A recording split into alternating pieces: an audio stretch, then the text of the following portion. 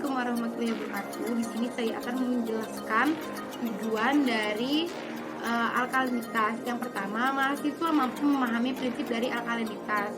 Yang kedua, mahasiswa mampu menganalisis hasil yang didapatkan dari hasil pengujian kualitas mereka.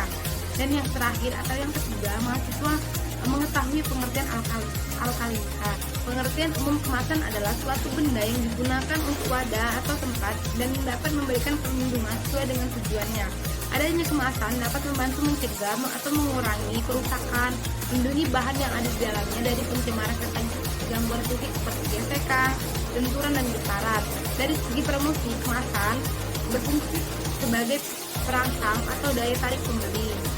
Gelas adalah benda yang transparan, lumayan kuat, biasanya tidak bereaksi dengan barang kimia, dan tidak aktif secara biologi, bisa digunakan dengan permukaan yang sangat halus dan kedap air.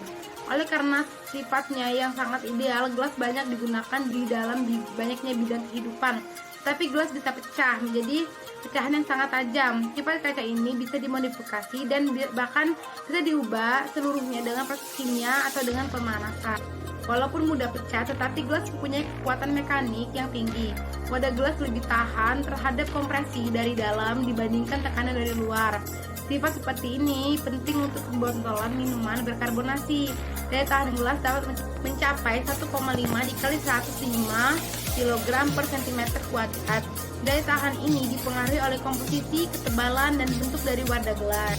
Alkalinitas adalah gambaran kapasitas air untuk merasakan asam, atau dikenal dengan acid neutralizing capacity ANC, atau kualitas anion dalam air yang dapat menetapkan kasihan hidrogen.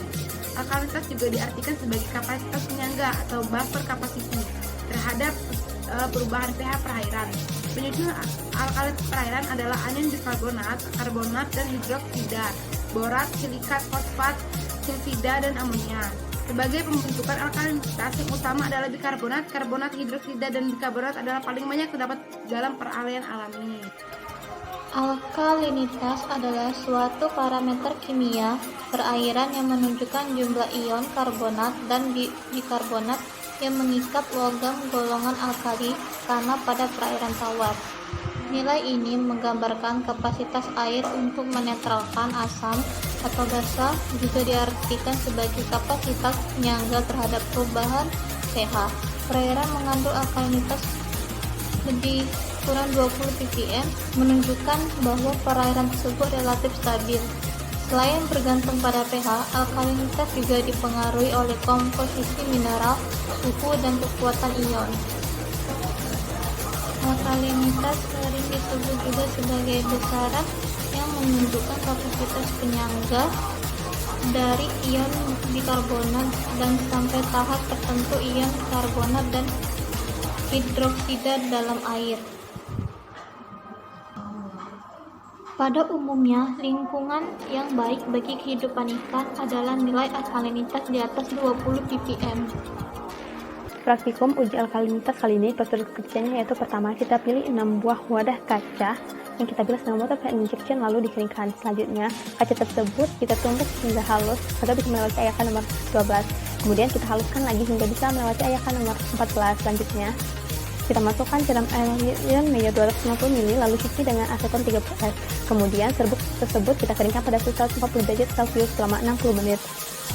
Selanjutnya ditimbang 10 gram serbuk lalu masukkan ke dalam Elden Meyer 250 ml.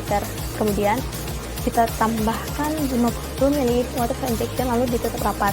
Selanjutnya kita sterilisasi dengan autoclave pada suhu 1 derajat Celcius selama 30 menit. Lalu kita lembu ukur dikeluarkan dan dinginkan, lalu airnya dituangkan dan ditampung. Untuk selanjutnya dibilas sisa serbuk dengan 4 kali 15 ml water injection dan dikumpulkan bilasannya. Air bilasannya ditambahkan 5 tetes metil merah dan difiltrasi dengan H2SO 40,02 N. Selanjutnya dilakukan uji kesanan kaca terhadap air pada suhu 121 derajat Celcius. Prosedurnya dilakukan dengan memilih 3 buah wadah kaca yang kemudian dibilas dengan water injection sebanyak 2 kali. Selanjutnya isi wadah dengan water injection hingga mencapai 90%. Kemudian disterilisasi dengan autoclave selama 60 menit. Selanjutnya kita masukkan ke dalam Erlen Meyer hingga mencapai 100 ml lalu ditambahkan 5 tetes metil merah dan difiltrasi ke dalam 2SO4. Terakhir, lakukan filtrasi blanko menggunakan 100 ml water injection. teknologi farmasi industrial kali ini, perhatikan melakukan percobaan mengenai uji alkalinitas gelas. Percobaan uji alkalinitas gelas ini bertujuan untuk mengetahui tipe gelas yang digunakan dalam formulasi tidak steril, ketahanan gelas terhadap tekanan kimia preparat farmasi yang disimpan dalam botol gelas, dan menentukan kualitas kaca yang akan digunakan dari hasil percobaan. Partikel kali ini menggunakan gelas tipe 1, 2, dan 3. Percobaan uji alkalinitas kali ini praktikan menggunakan bahan seperti water for injection, pentil merah, asam sulfat 0,02N, dan aseton.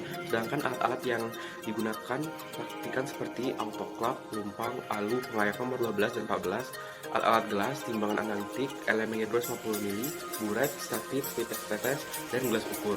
Pastikan dalam praktikum kali ini lakukan uji alkalinitas seperti water attack test dan cold direct glass test. Percobaan kali ini praktikan menggunakan dua uji untuk uji gelas kaca. Uji pertama berupa uji cold direct glass test. Wadah yang telah mengalami perubahan fisika ataupun kimia mungkin tidak akan memenuhi syarat uji. Hal ini disebabkan adanya kemungkinan dihasilkan senyawa sangat berbahaya. Wadah yang bisa menggunakan gelas berupa botol, vial, dan ampul. Kemasan gelas dibuat dari 3 tipe gelas, yaitu gelas netral atau bersifat kurang alkali dan lebih banyak aluminium, gelas superimposed dan terus silikat atau tipe 2 bersifat kurang alkali dan lebih banyak aluminium, sangat baik dan harganya mahal, dan gelas soda atau alkali atau tipe 3 digunakan untuk bahan padat kering dan cairan bukan air. Percobaan kedua yang dilakukan praktikan berupa uji water attack test. Tes ini dilakukan untuk wadah yang kaca yang dirawat, yaitu kaca tipe 2.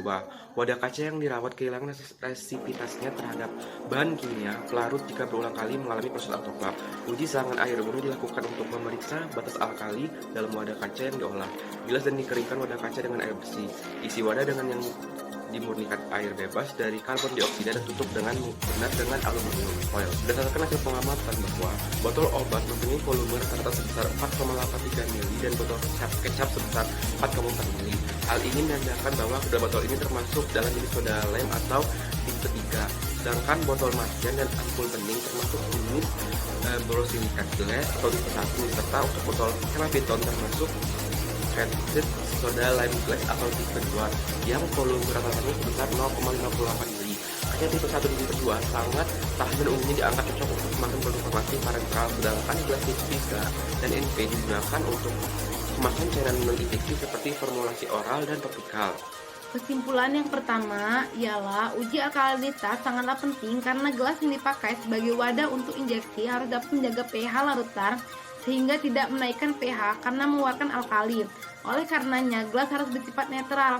Wadah yang telah mengalami perubahan fisika kimia sehingga menyebabkan mungkin tidak lagi memenuhi syarat. Yang kedua, botol obat termasuk tipe 3, botol marjan termasuk tipe 1, botol kecap termasuk tipe 3, botol hemaviton termasuk tipe 2, dan ampul bening termasuk tipe 1. Dan yang terakhir atau yang ketiga, alkalinitas adalah gambaran kapasitas air untuk meneteskan asam atau dikenal dengan acid neutralizing capacity atau kuantitas anion dalam air yang dapat meneteskan kation hidrogen.